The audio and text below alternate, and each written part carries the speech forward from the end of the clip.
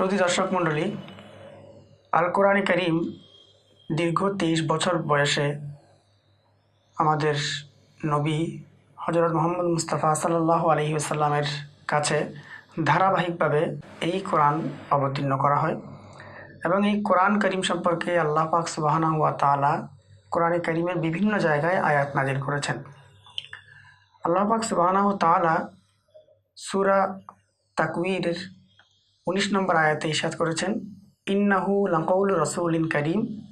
এই কোরআনের বাণী, এটা একজন সম্মানিত রসুল অর্থাৎ আমাদের প্রিয় নবী হযরত মুহাম্মদ সাল্লাল্লাহু আলাইহি ওয়াসাল্লামের অমীয় বাণী। তার মুখ নিঃসৃত যে বাণীগুলো তিনি বলেছেন, সাহাবায়ে কেরাম সেই কথাগুলো লিখে রাখতেন।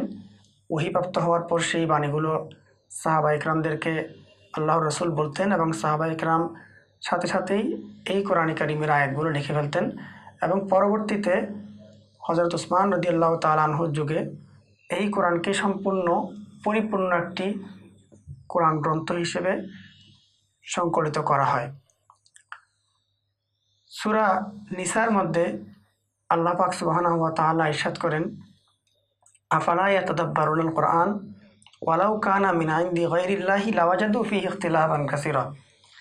অর্থাৎ এটি এমন একটি প্রেক্ষাপটে এই আয়াতটি নাজিল হয়েছিল যখন কাফিররা এই কোরআন সম্পর্কে সন্দিহান করেছিল। তো এই প্রসঙ্গে আল্লাহ পাক সুবহানাহু ওয়া তাআলা বলেন যে তারা কি অনুধাবন করে না, আফালা ইয়াতাদাব্বারুনাল কোরআন ওয়ালাউ কানা মিন ইনদি গায়রিল্লাহি, যদি এই কোরআন আল্লাহ ছাড়া আরও অন্য কারো মাধ্যমে হতো, লাওয়াজাদু ফীহি ইখতিলাফান কাসীরা, তাহলে এর মধ্যে অনেক মতানৈক্য থাকতো। এবং এই প্রসঙ্গে আরও একটি আয়াত আল্লাহ পাক সুবহানাহু ওয়া তাআলা সূরা ইউনূসের মধ্যে নাজিল করেন। সে আয়াতটি হচ্ছে, ওয়ামা কানা হাযাল কুরআনু আন ইফতারা মিন দুনিল্লাহ ওয়ালাকিন তাসদীকাল্লাযী বাইনা ইয়াদাইহি।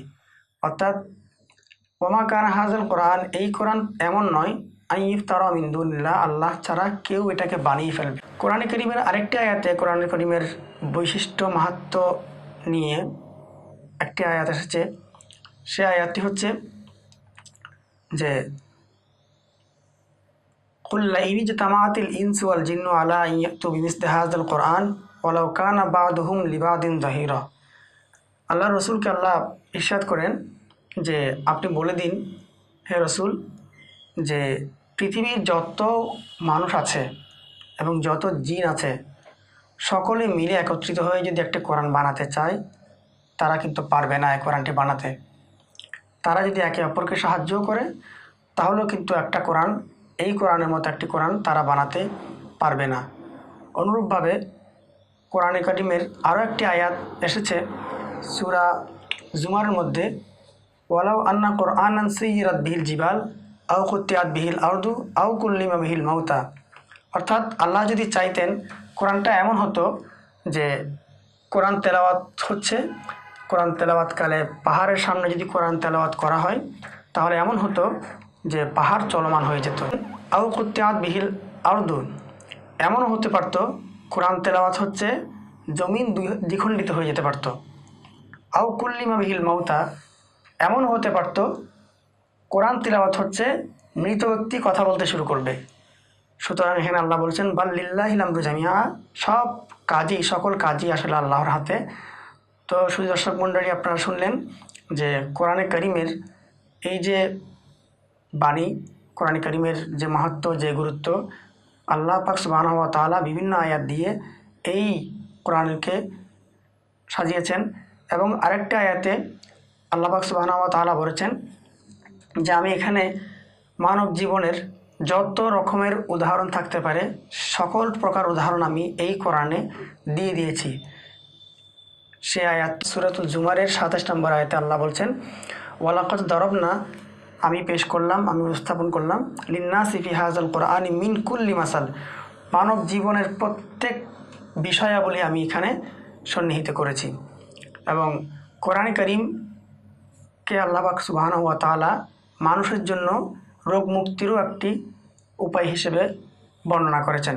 একটি আয়াত আল্লাহ তাআলা বলেছেন, ওয়া শিফাউল লিমা ফিস সুদুর, অর্থাৎ আমাদের যত প্রকারের রোগ ব্যাধি আছে এই রোগ ব্যাধির নিরাময় হিসেবেও কিন্তু কোরআনে কারিম একটি অন্যতম মাধ্যম হিসেবে কাজ করে। এবং অন্য একটি আয়াতে আল্লাহ পাক সুবহানাহু ওয়া তাআলা কোরআনে কারিমকে বলেছেন এটাকে নূর, কদ জাআকুম মিনাল্লাহি নূর ওয়া কিতাবুম মুবিন ইয়াহদি বিহিল্লাহু মানিত্তাবা রিদওয়ানাহু সুবুলাস সালামি ওয়া ইখরিজুহুম মিনাজ জুলুমাতি ইলান নূরি বিইজনিহি ওয়া ইয়াহদিহিম ইলা সিরাতিম মুস্তাকিম। সূরা মায়েদার মধ্যে আল্লাহ পাক সুবহানাহু ওয়া তাআলা ইরশাদ করেন যে তোমাদের কাছে একটি নূর এসেছে এবং একটা উজ্জ্বল কিতাব এসেছে, ওয়া কিতাব মুবিন, যেই কিতাব তোমাদেরকে অন্ধকার থেকে আলোর দিকে তোমাদেরকে ধাবিত করবে এবং তোমাদেরকে সঠিক পথ পরিচালিত করবে।